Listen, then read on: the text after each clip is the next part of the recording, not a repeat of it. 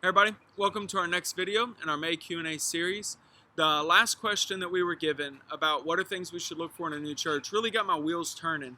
And so I thought we should make another video about finding a church, especially for those of us that are moving.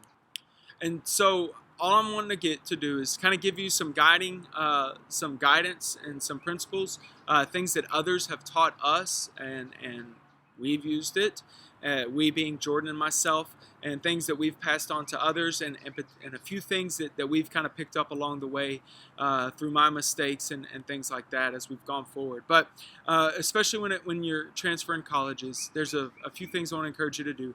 Number one, I want you to put your name on a contact card somewhere.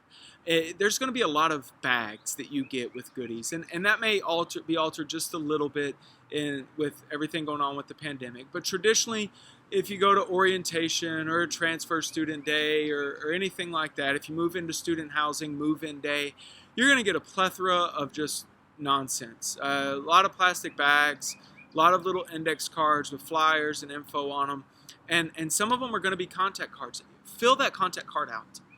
That way people know who you are. A lot of places are going to pray over you and that you will find a church home.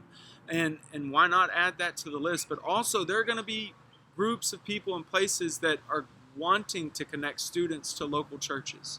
There's no harm in writing your name and an email address and a social media username so that people could get into contact with you, maybe answer questions that you have, or invite you to an event that they have coming on. I want to encourage you that if it's possible for you, go with people. As you meet people in where you live, maybe apartments, dorms, housing, if you meet people in class, if you meet people in the dining hall, wherever, go with people. When you go to a church, what I want to encourage you to do is get to know the people there your first time out. Look, you want to find a welcoming church, and should people come approach you as the guest? Yes, they really should. But should you also approach them because you, as a trained disciple, actually know that you should be engaging because you're a horseshoe? Yeah. You're not going to stand before God about what First Baptist Nowheresville, America did when you visited. What you are going to stand before God about is when you visited First Baptist Nowheresville, or insert hipster church name here in Nowheresville, America. What you are going to stand before God about is, did you do what you knew how to do?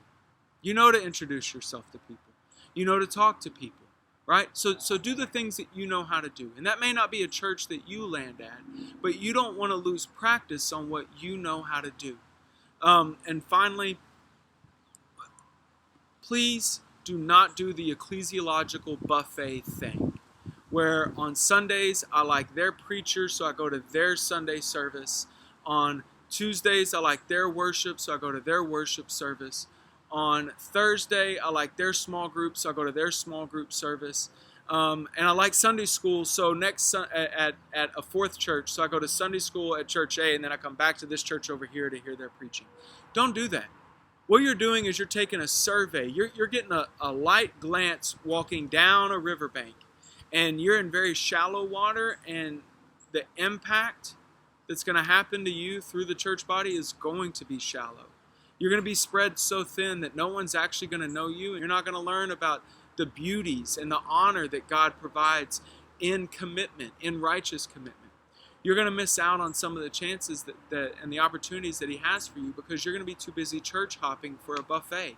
Unfortunately, that's pretty common in the area of the state that we live in because there's so many churches. But thankfully, and praise God, more ministers and churches are starting to say, please stop doing this. So I want to encourage you as a student. Look, if God tells you to go to a church, go there and plug in. If they don't have a college ministry and there's a college worship service somewhere on or near campus, look, go to the worship service, but be plugged into your church. So listen, don't do the buffet thing, okay?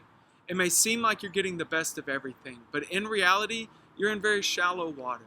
And all of the beauty is out there in the depths. Okay?